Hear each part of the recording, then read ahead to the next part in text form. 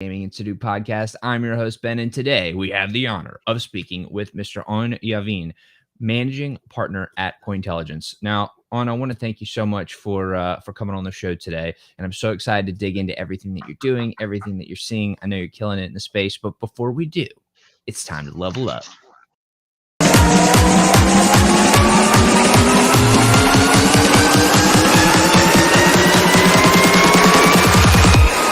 Take it to the next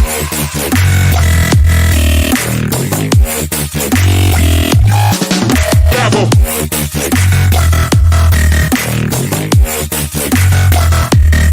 Take it to the next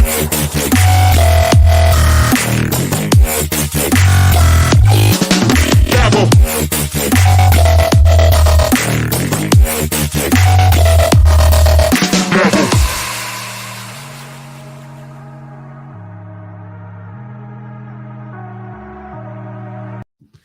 All right, ladies and gentlemen, I hope you are extremely fired up after that intro and we can dive right in. I'm so thankful for you coming on the show, man. I appreciate you. Would love to just hear your story. How did you get to where you are, and where are you? Absolutely. First of all, thank you very much for inviting me and having me today. Just as a brief introduction about myself, I'm a serial entrepreneur, started my first company before I turned 20. Since then, started and developed different companies in different industries. 17 years ago, started investing in startups as an angel investor. Did one exit so far. Along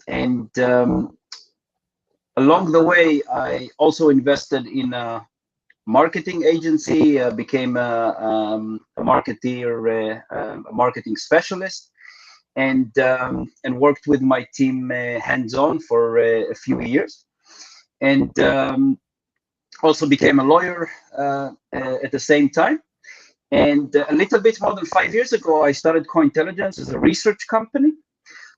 We've analyzed more than 1,100 different blockchain and crypto companies. 2019, I established Cointelligence Academy, providing education services for blockchain and cryptocurrencies. And lastly, in 2021, I established Cointelligence Fund, where I'm serving as a general partner. And Cointelligence Fund is completely focused on investing in the metaverse and blockchain-based games. Beside everything I just told you, recently I added this part to my bio, which I find very exciting. And I actually never thought that I'll say that as a part of my bio, the fact that I am a gamer. I've been a gamer all my life. I'm still a gamer. I actually finished yesterday the last raid in World of Warcraft for the specific season that I am playing at the moment. And I never believed that I'm going to be able to mix my work with my pleasure on the level that I am doing since I started the fund and since we decided to completely focus our investments on blockchain-based games. So that's me in a nutshell. I love that. I love that. I feel like being a gamer has gone from almost something you just never talk about at work to now it's like a superpower, because it's given us an insight and experience into this industry that's coming up out of nowhere. Isn't that crazy how that's changed so quickly? It is crazy, and it's exactly as you said it now. I mean, I never discussed my gaming on any professional call, not even when the conversation became more personal, and when you met a colleague from work for lunch or coffee or something like that. I don't remember myself sharing the fact that I'm a gamer. Now I am talking about it nonstop on a daily basis because it just makes so much sense. And it's amazing to see how it actually helps me and a few other team members at Cointelligence Fund to make decisions with regards to investments that we're making. But even before we make the investment decisions, when we talk to the founders themselves, they are very quickly, they realize that we are gamers, and we actually understand them completely from the questions that we're asking them, or from the answers that we answer them, and it's amazing. I mean, it's a lot of fun. The thing is that I never thought that I'm going to have so much fun while working. I always loved working, and I'm known to be a workaholic. But I can't tell you that I never had so much pleasure in working as I do now in the last 12 to 15 months. I couldn't agree more. I completely agree. So I wanna step back for a second. And you've been an entrepreneur for a while. You then get into investing. You start specializing in marketing, and then you become an attorney, and um, then you get into crypto. And so I'm just kind of curious as to how your path actually led to crypto. What was that inflection point where you first discovered it, and when did it really click for you? So, to be honest, everything that I told you about myself up until the period of time when I got into crypto, it has nothing to do with one another, and at the same time, it has everything to do with one another. Because I think that the fact that I'm an entrepreneur and the fact that I am very open-minded to innovation helped me decide very quickly to get into blockchain and crypto. But on the other hand, I can tell you that when I got into blockchain and crypto and I started educating myself, and the story that I always tell is the fact that I got a phone call from a very good friend of mine. It took me about 25 minutes of that phone call to understand and realize that the blockchain, the blockchain innovation is so huge and is going to completely disrupt not only the financial markets and many other industries and markets out there. And I've been saying it nonstop since I joined the industry, and now it's happening with the gaming industry, which I find unbelievable, because it made sense to me that it will happen, but I wasn't sure when it's going to happen. And after that phone call, I just pushed aside everything else I was doing back then, and I decided to educate myself and to study blockchain and cryptocurrencies from 6 a.m. until midnight every day for a few months. And then I realized that I know the basics, and I told myself, okay, now you can actually start taking active steps. And then I decided to start Cointelligence as a research company. And until today, I'm blown away, to be honest, by this industry, by everything that happened, and everything that is happening as we speak. And so you learn about it, and you're then studying 6 a.m. to midnight every day. Um, what did that actually look like for you? Because I feel like a lot of people talk about, all right, we need to go do our homework. You need to make sure to go, put in the work and go figure it out. But they don't really talk about how they go about doing that homework. Like, were you reading books? Were you listening to podcasts? Were you watching YouTube videos? Were you talking to people? Like, how did you actually go from I have spent 25 minutes and I understand that this is going to be huge to, okay, I feel like I have at least enough of a grasp of the fundamentals to be able to start taking action steps forward? Yeah, so basically, I did everything that you mentioned. I listened to everything I could have listened to, watched anything I could have watched. I started going to events and meetups, talking to people, listening to lectures.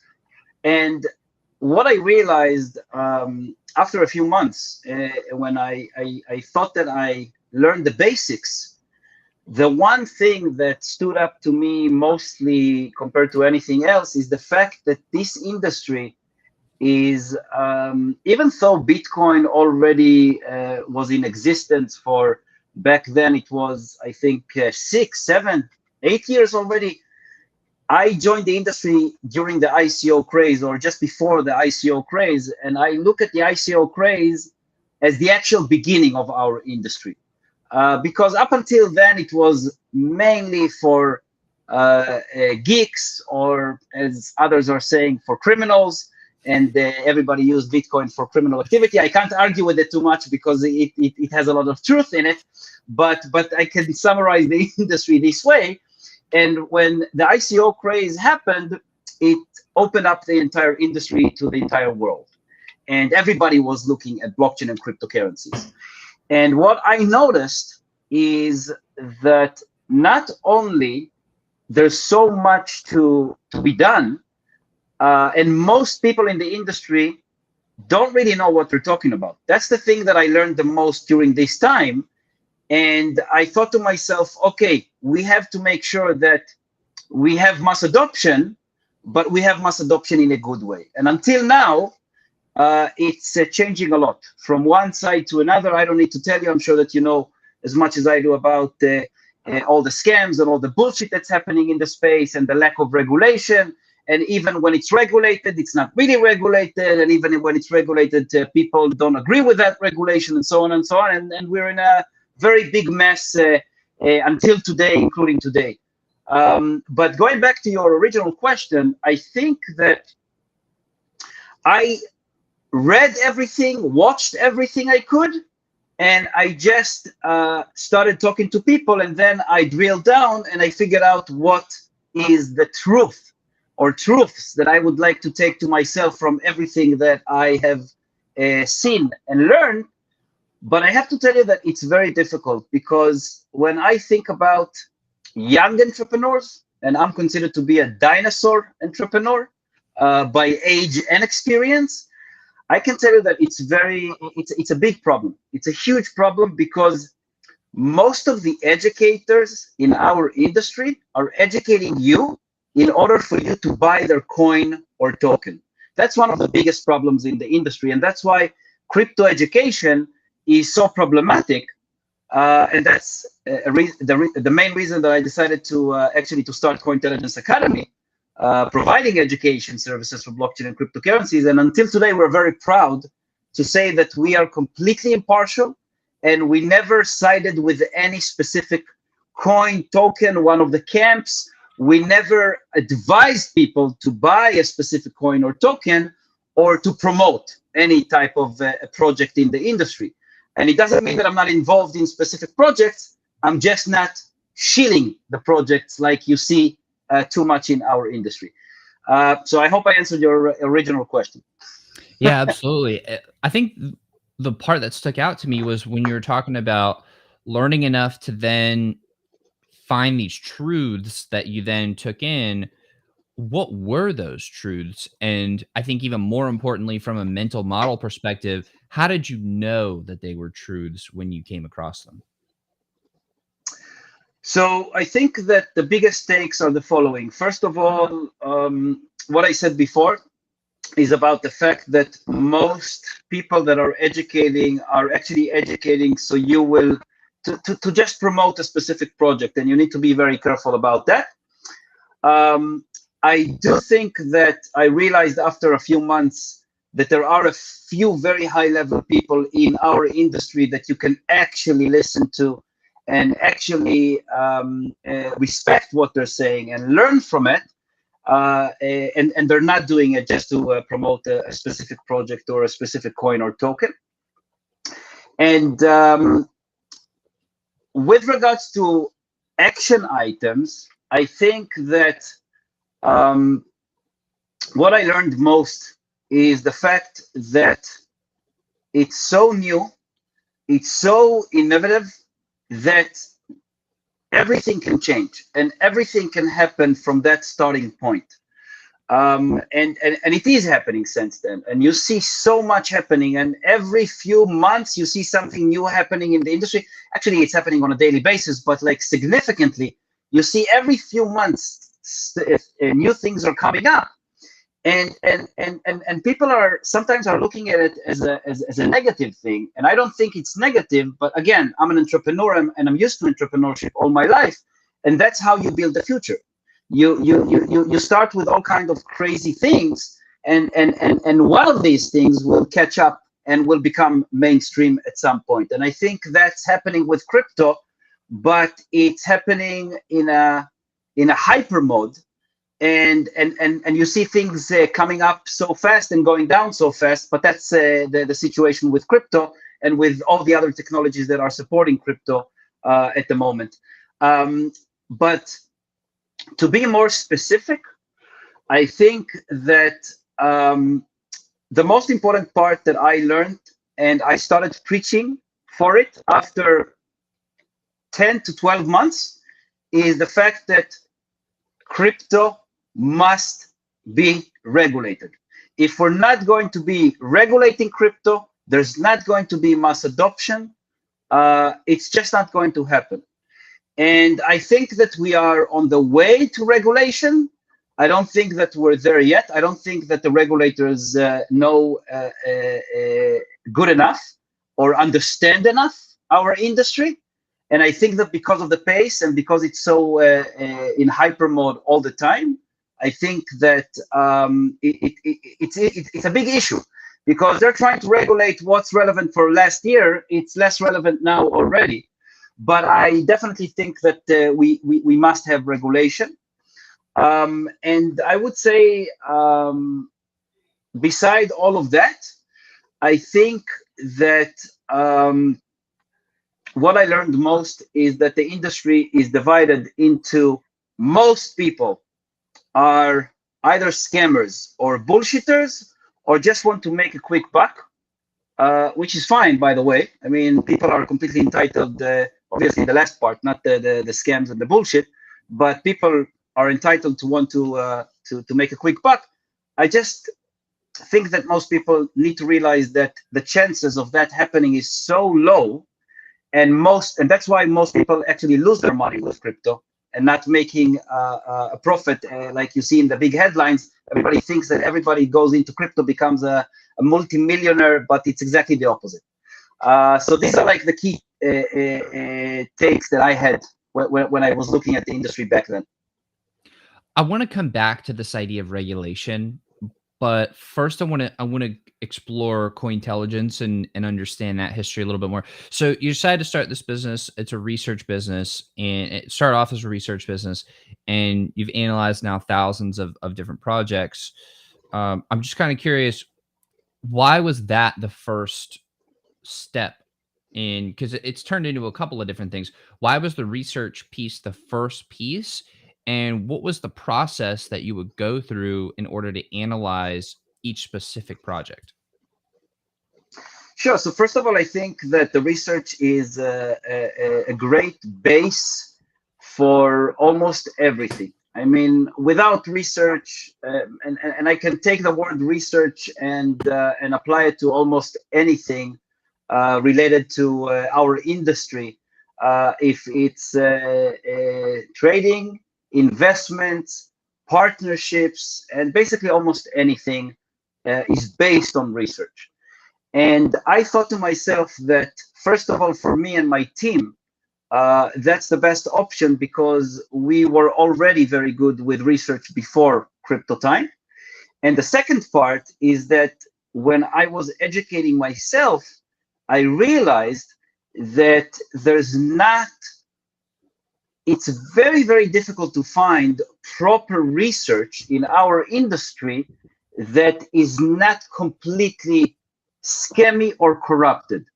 And to give you a specific example, we established an ICO rating system back then as a part of our research operations. And the reason that I decided to completely focus on ICO ratings is following what we found when we analyzed all the rating websites back then. And we were completely shocked to find that the research level is so low, and it's not just low and you can't trust it because of the level of the research. It was unbelievable to me to see that you can bribe almost any rating website out there to increase rating, and more than that, to decrease rating for other projects that are your competitors. And we've had evidence proving what I just said with regards to dozens of rating websites out there. And that's when we decided to start Cointelligence rating system for ICOs. Later on, it was shifted to STOs, but we never published our findings with regards to STOs, security token offerings, because we were afraid that it's going to be against the law. And we weren't sure that it's actually going to be allowed to do it because it's securities. And with ICOs, you didn't know if it's securities or not securities yet. So we had that window of opportunity of doing that, of course. And yeah, and you said crazy. If you saw the legal threats that we got, and also a few death threats because of rating that we published. And obviously, we never agreed to change any rating. We were offered a lot of money to change ratings. We were never even we never even allowed to have a conversation about that. And it was obvious and clear to all of my team members that the answer is always no, no matter what, what's being offered. And yeah, it was completely crazy. I mean, I mean, back then it was crazy. I can tell you that when we shifted our focus to the crypto exchanges rating, which we developed first in our industry, by the way, before anyone else, and I'm very proud of that. Because I think that some of the big websites out there took some of our rating system mechanics and used them themselves. And because I'm all about mass adoption, I didn't care about that. With the crypto exchanges rating system, we never got any of these horrible threats. We did get a few suggestions to increase rating for payment, but it was very much mellowed compared to the ICOs. So that's what led us to do the to start with the research and to continue to focus on the research when we did it back then. You know what's just baffling to me is how many people would try to take the shortcut and try to go just as quickly as they possibly can and do something like try to pay somebody else to drop the ratings of their competitors, knowing that people are going to FOMO into their project and they're going to make a couple bucks here, when, in my opinion, the integrity first approach and actually building something really great and worthwhile and build it for the long term, if you think about it, even from the perspective of everybody's trying to be greedy and wet their beak, you make more if you take the integrity approach and take the longer term view. That's the part to me that's a little baffling. It's like, I don't think they're like, if they're trying to play that game, they're not even playing the right game. They're not even playing it the right way. But that's unbelievable. I had no idea it was that bad at that time. Yeah, absolutely. And I completely agree with what you said. And the thing is that I think it's a mix of a few things. One is the fact that we have to remember that a lot of the participants in our industry are very young by age. And it means that they don't have the right experience, the proper experience. And don't get me wrong, with startup founders, you usually meet very young people. But with crypto startups, it's like the age even gets lower and compared to the traditional startups. And the second reason is the mentality. And I think that over the years, and you see it especially since coronavirus crisis, people just don't want to work. I mean, I was, when I grew up, I was growing up on values of hard work, of making a lot of effort in order to succeed. And that's how I was brought up and how I was educated. Today, sometimes when you talk about working hard or working a lot, it's like something negative. It's like, oh, what? You're working on weekends? You know what? I talk to founders and I ask them when we're interviewing them, are you ready to go to war? Because managing a startup is exactly like managing a war campaign.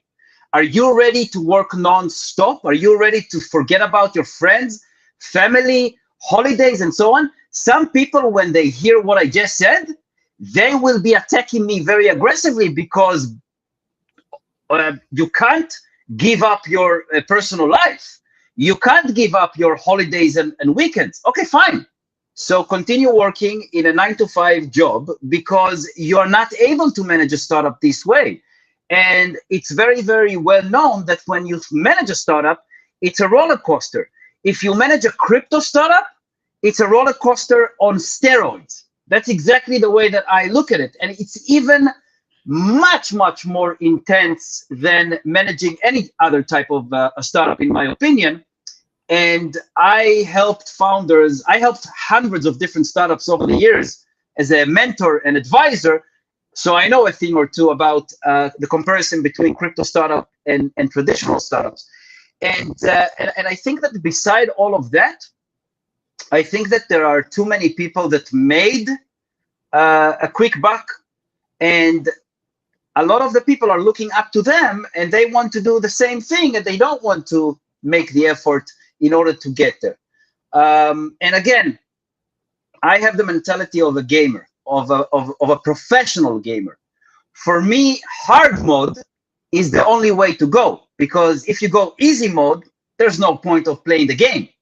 So, but when you talk to the youngsters, they look at things a bit different some of the time. Well, that's kind of exciting to me in one way, and also very sad in another way, because I definitely agree with what you're saying. I've heard a lot of that sentiment too. Now, there are some folks who take the opposite approach to that, and they recognize that most people aren't willing to put in the work and effort. And so if you do, and you deploy a little bit more discipline than the average bear, then that's just going to set you ahead. And so it's almost you almost have an easier time, because everybody's over there trying to do what you just said, and nobody is willing to pick up to log in and pick it up on the weekends and at nights and stuff like that. So I think there's actually a lot of opportunity for those who are willing to hustle and are taking it to that next level. So I want to go back really quickly to the research part, and just understand, like, when you are breaking down the research in a project, are there maybe like 8 pillars of research that you're doing, or like what are the general areas of, coin XYZ's coming out? You want to look at the supply, the cliffs, when the releases are coming out, blah blah blah blah. Like, how are you actually looking at and scoring a token or a project? What does that actually look like? Sure. So first of all, we usually invest in SAFTs, which means that we usually invest in very early stages. It's seed, pre-seed, and private rounds. So I'll divide my answer into two parts. One is the research that we do before we decide to make an investment in a SAFT, and before we make an investment in an already launched or traded token. So with regards to, actually what I'm saying now is relevant for everything, not just one part, but for the two parts. So first of all, as everybody says all the time, it's all about the team. And it is all about the team. Because it's very well known that with every startup, you need to be ready for pivots. You need to be ready, as I mentioned before, to war mode. And unless the team, the core team members, the co-founders and other core team members are not suitable for managing a startup, it's definitely a no-go. If they are not suitable to manage this specific type of crypto startup, and that means that we have to see that they have the development capabilities, the tech development capabilities. We have to see that they have the capabilities with regards to the marketing. And I always explain that crypto marketing is a completely different ballgame compared to any type of marketing out there. And I have personal experience with all of the types of marketing that I did over the years. And last but not least, everything about the vision, the concept, and the execution of everything related to the vision and concept. And the biggest issue is that you need to analyze all of that with regards to a very short time period, because usually you're being approached as an investor, and now I'm talking about the SAFTs. sometimes just a few months after the company was incorporated, or after the idea was started by the team members, and they reach out to you in a very, very early stage, which is great, but you need to know how to analyze it in that specific stage. So that's with regards to the soft investments. With regards to the trading, or to the tokens that are already traded, so it's like investments slash trading. Obviously, you need to look at everything that I mentioned, but you have a few other takes and a few other things that you need to make sure. So you mentioned the supply, of course, and it's very, very important to see the general supply, the volume in the last 24 hours, in the last week, in the last month, and so on and so on. But that's the basics. You need to look at different things that already happened, or when you start following it, that are supposed to be happening. So for example, you have the roadmap. So you need to make sure that they are actually fulfilling the roadmap as they promised. And if they didn't, you need to understand why. Because obviously, with tech development, things are happening all the time. With software development, things are happening all the time and are being delayed all the time. And you need to be able to analyze if the delays are justified or not. Beside that, and that's a very pro tip that we realized, especially in the last 12 months, you need to see, going back to the team, not who are the team members, but what happened with the team members. If any of the team members left or any new team members joined, and I'm talking about the co-founders and the core team members. I'm not talking just about hiring team members in general. And if you know how to analyze that and to look at the period of times and the recruitment or team members that are leaving, you can learn a lot about how serious they are and how dedicated they are and how they are coping with different situations that are happening. And again, everything I'm mentioning sounds like it's taking years. It's not. It's a matter of a few months, up to maybe 12 months in most of the cases. And beside that, you need to, and again, that applies to everything, you need to make sure that everything about their blockchain choices and token economics planning is very, very solid potentially. And I'm emphasizing the word potentially because up until now, I would say that most of the projects, including the very, very successful projects, the ones that are considered to be very successful in our industry, completely failed with their token economics. So it's very, very difficult to analyze that because you can't decide that you're rejecting a project because it doesn't make sense to you 100%. It needs to be on a specific level that will make it reasonable and promising. But on the other hand, you need to make sure that you're not investing in bullshit token economics, which is, I'm telling you, that's most of the cases in our industry. So these are like the main pillars, but obviously there's so much more to that. I appreciate you breaking that down. When that comes to mind, it seems like you're actively going and speaking to the team, speaking to the founders, or they're coming to you and you're having this dialogue with them. And this may seem like a cynical question, but how do you know that they're just not saying what you think that, or what they think that you want to hear? Like, you're asking them about the team. If they lost their one of their core co-founders, their core team members, because they shit the bed in some way, shape, or form, like, they may not want to tell you that. So how do you know that they're telling you the truth, and how do you make sure that you're getting all this information and that it's actually real what you're hearing? That's a really great question. First of all, it's all about experience. And going back to what you asked me before about why did we decide to go into research before anything else, it starts with that. We've done so much research, and you know how it goes when you have experience. Things are just becoming different over time as you go. And there's no substitute to research, no substitute to experience, in my opinion. And when I say experience, I'm not just talking about our crypto experience. I'm talking about way, way, way before that. As I mentioned before, I'm an angel investor for 17 years already. And when you look at many of the investors in our industry, by the way, because I mentioned before the scams and the bullshit, you would be shocked to find that so many investors in our industry don't have a clue on what they're talking about or what they're doing. And I'm talking about some of the most high level investors in our industry that everybody knows. And don't even get me started when we talk about gaming, and they all became gaming experts. They never played a game in their life, but they are gaming experts. Don't even get me started on that. But it starts with the research and the experience.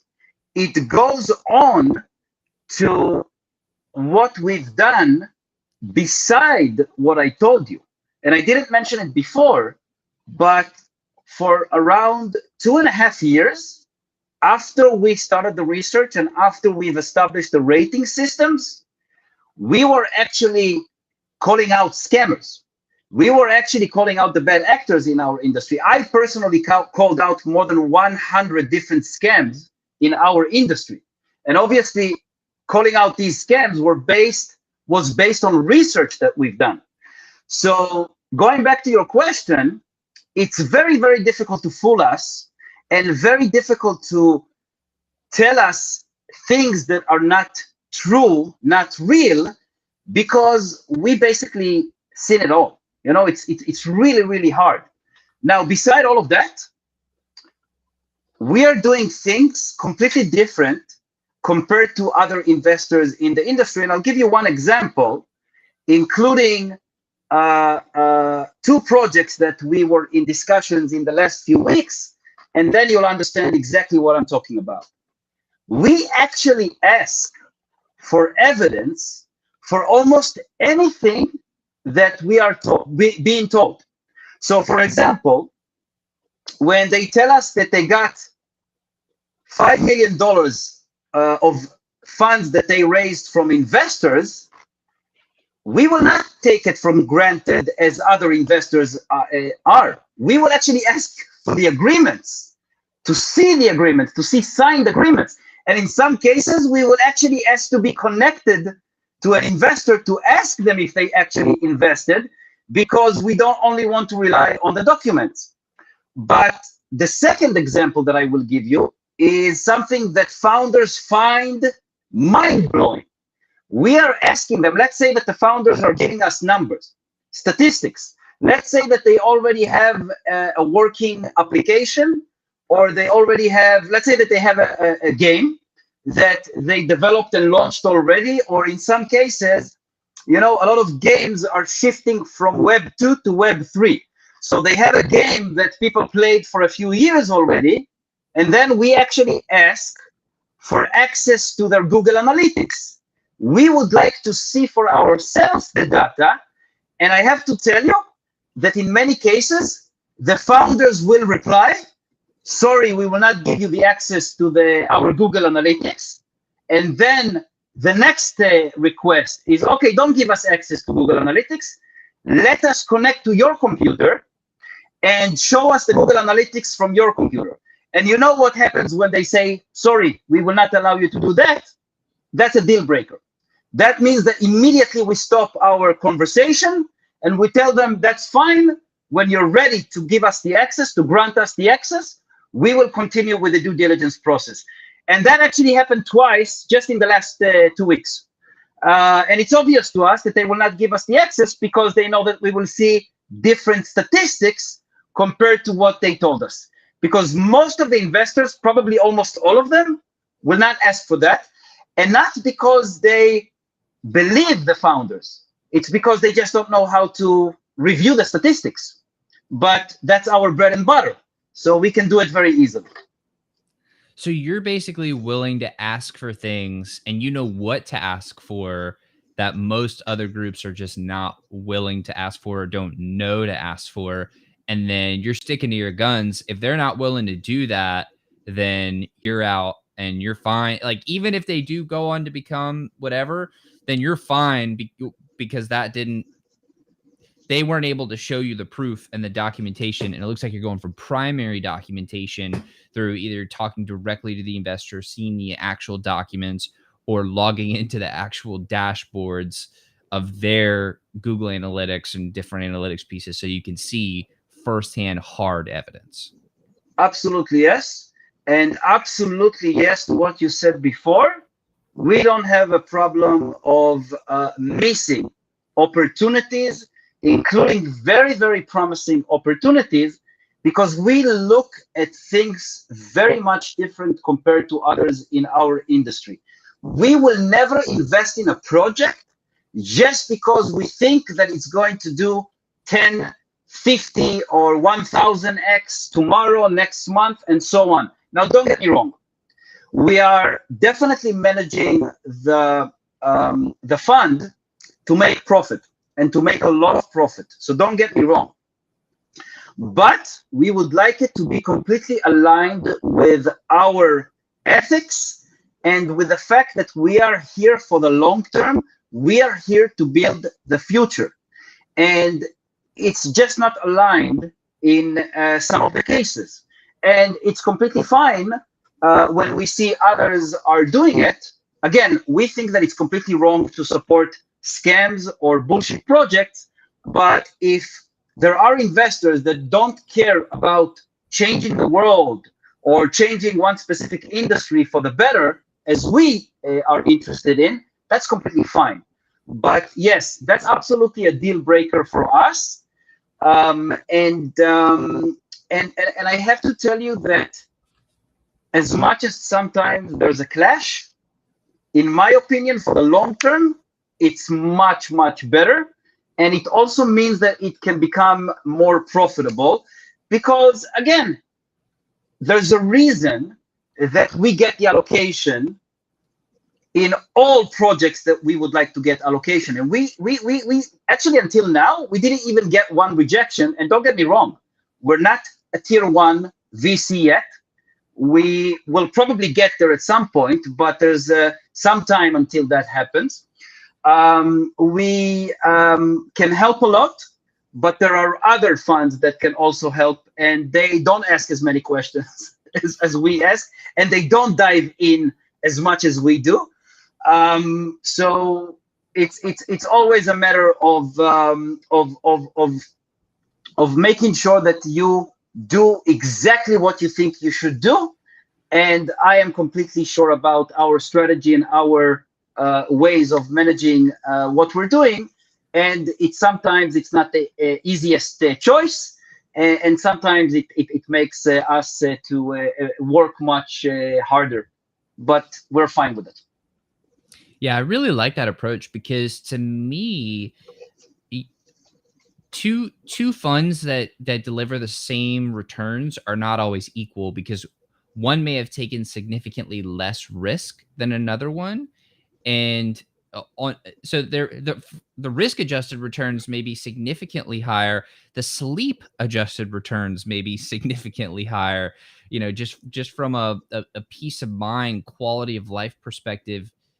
And I think about that a lot. You know, if you're looking at all these, all the primary documentation and all this evidence, when you close a deal, you're probably sleeping like a baby because you know you've done all the research and you're like, all right, I have complete conviction because I've looked at the numbers, I've seen the data, I've seen the documentation. So it's probably that to me is actually a much better method and a much better way of going about it because you know that you've gone through the process, and even if it didn't work out for whatever reason, the decision was made for the right reasons. And so that is off to me, that's a better way to go about it, is to make decisions for the right reasons, even regardless of what happens on the result, because the process was pure and it was a super high quality process. So, you know, the results in the long term will take care of themselves. Absolutely. And I definitely sleep very, very well at night. even though we are in crypto, even though everything is crazy, you wake up in the morning. I always explain that I need at least 1 hour or 1 hour and a half just to get updated with everything that happened during the time that I slept, and it is crazy. But compared to everything else in the crypto industry, I think that yes. And again, it's funny to say it because we are investing in startups, so you can't say it for real because as soon as you invest in startups, you're at the highest risk. It doesn't matter how you turn it around. But compared to everything else in the industry, in the crypto industry, I think that we are managing our risk on the highest level and minimizing it to be as low as possible. And that also means that we will not be waiting to do 10,000x. If we have a project and we know that we can do a few X's on it, we're fine with it. And as much as everybody in crypto thinks that 2x, 3x, 5x is outrageous, we're not in crypto to do these kind of X's. It blows traditional investors' minds when they hear it because for them it's absolutely crazy. But yes, I completely sleep well at night, and I know that we are doing the best possible for our investors. And as much as we are in crypto and it's very high risk compared to anything else, we are taking the lowest risk possible. And also I think that the chances, and again, it doesn't mean that we will automatically succeed. It doesn't mean that there's no room for failure. Anyone saying that is either a scammer or a crazy person. But I know that we are doing the best possible. And if we fail, I am going to be very, very disappointed, but that's it. I know that I tried the best possible way to do it. Exactly. Yeah, I really like that approach. So I know we're way over time, and we've gone way past time, and we need to wrap it up here. I feel like I didn't even get to half of the things I wanted to ask you about and talk to you about. So maybe we do a follow up here. But just to round us out, would love to just get an understanding of, and we don't have time to dig into it really heavily, but just high level, some of the gaming themes that you're seeing now. What are you excited about?